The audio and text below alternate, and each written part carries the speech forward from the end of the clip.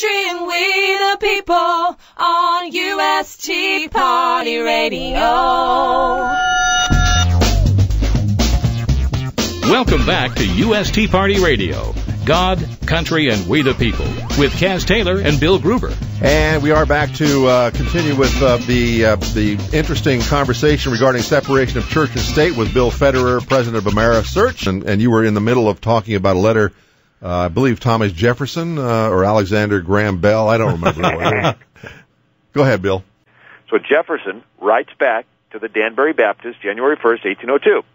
Gentlemen, believing with you that religion is a matter which lies solely between man and his God, that he owes account to none other for his faith or worship, that the legislative powers of government reach to actions only and not to opinions.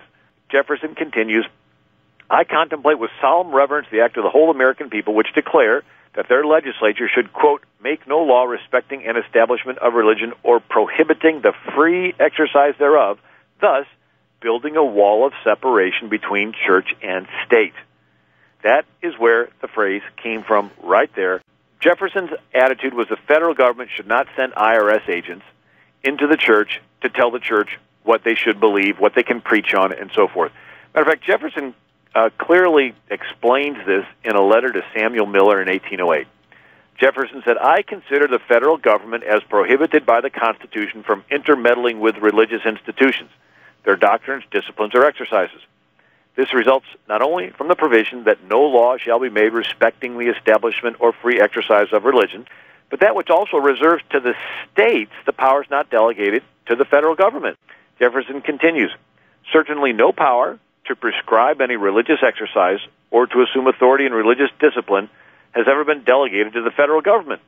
Every religious society has the right to determine for itself the times of these exercises, the objects proper for them, according to their own particular tenets.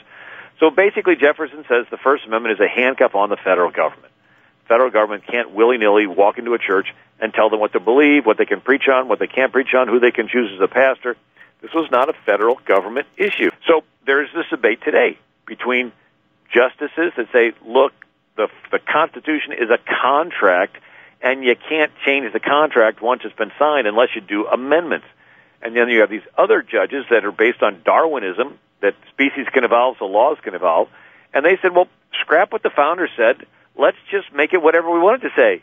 And we can just have it evolve based on the most recent court precedent. How did we go from pilgrims coming over here seeking freedom to express their Judeo-Christian beliefs to today's discrimination against Judeo-Christian beliefs and calling it tolerance?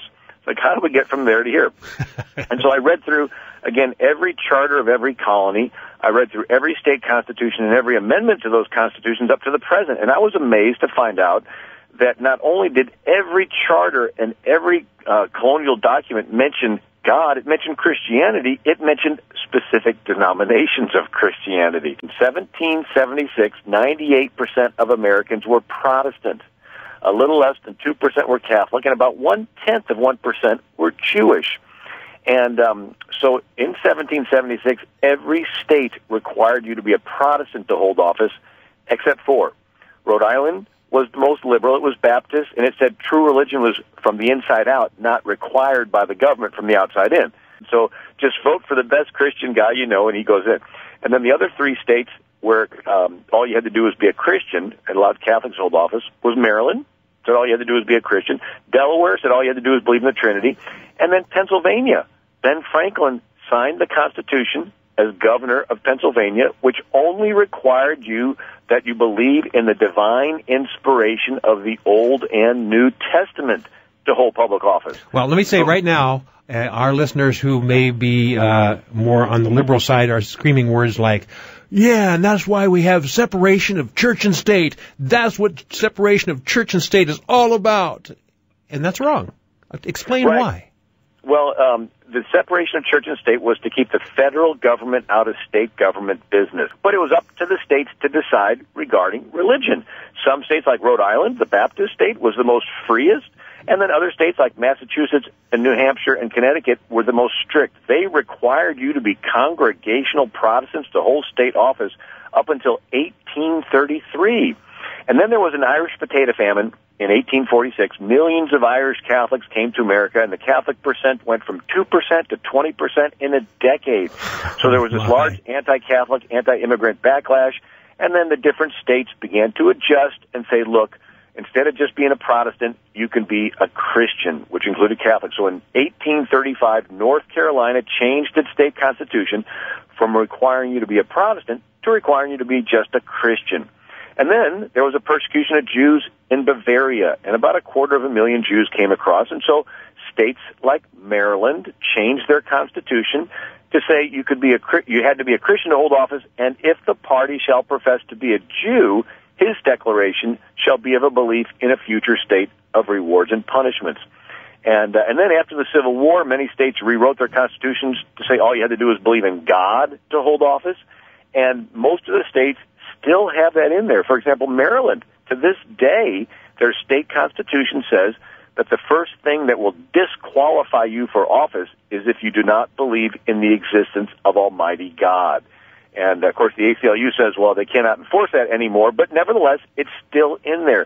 North Carolina is the same way. Their state constitution requires you to believe in God. If I'm listening to this show and I'm liberal-minded, I'm saying, look at the progression that this William Federer has talked about here. It went from very brutal, you had to be this and that and the other. Then the restraints were loosened and so that you could just be a Protestant, and then it was loosened so that you could include the Catholics, and then it became just a Christian thing, and then it became, when the Jews became involved, it became a Judeo-Christian environment. And now, if I'm looking at this from a liberal standpoint, I'm saying, see the progression of events, and how do you reconcile that? How do you defend against that? Well, it's easy that if you see a sea of people drowning in persecution, and a lifeboat comes piloted by Puritans, and they first pull into the boat their fellow Puritans. Then they pull in Protestants, and they pull in Catholics, and they pull in Jews and liberal Christians, monotheists and polytheists. They finally pull the atheists into the boat, and the atheists say the boat's too crowded, and they push out the Christians. It was Christians that came up with the idea of extending tolerance, and now everybody's being tolerated except the Christians. And when you understand that atheism is a religion, so when they kick God out, they're not being neutral, they're actually establishing a religion of atheism. Here we have the Supreme Court calling atheism a religion. And so when they kick God out, they're not being neutral, they're preferring the religion of atheism over the religions that believe in God. I did an interview with the Washington Post, and they heard that I had done some congressional staff briefings in the Capitol.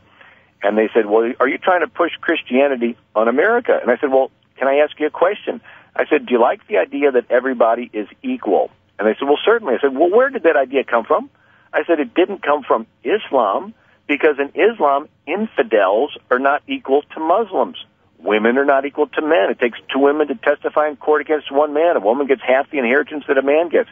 I said, equality did not come from Hinduism, where they have the caste system, and you're reincarnated into 7 major castes, the lowest being the untouchables, the Dalits. They're considered less than human. They have to live outside of town and clean the toilets. The other castes won't even touch them. They're not equal to the Brahmin, which is the highest caste. I said equality didn't come from atheism, like the former USSR or China, where your worth is dependent on your utility. If you can contribute to the state or society, you can stay. If not, you're voted off the island. I said in America, you're equal, not because you're a Muslim male, not because you're a Brahmin, and not because you're useful to the state. You're equal. Why? Well, Democrat President, here he is, Truman's inaugural, he said, we believe all men are created equal because we're created in the image of God. That's beautiful. The question, what belief? It's only the Judeo-Christian belief that believes you're made in the image of God. Islam said Allah has no image. In Hinduism, there's 300 million different gods, and then in atheism, there is no God. So the whole idea of equality is a Judeo-Christian idea. So here they are trying to outlaw Judeo-Christian faith, which gave birth to the idea of equality. Well, Bill Federer, thank you for helping to clear this up. You know, it's great to have him back, and as we broadcast from WSRadio.com, the worldwide leader in Internet talk.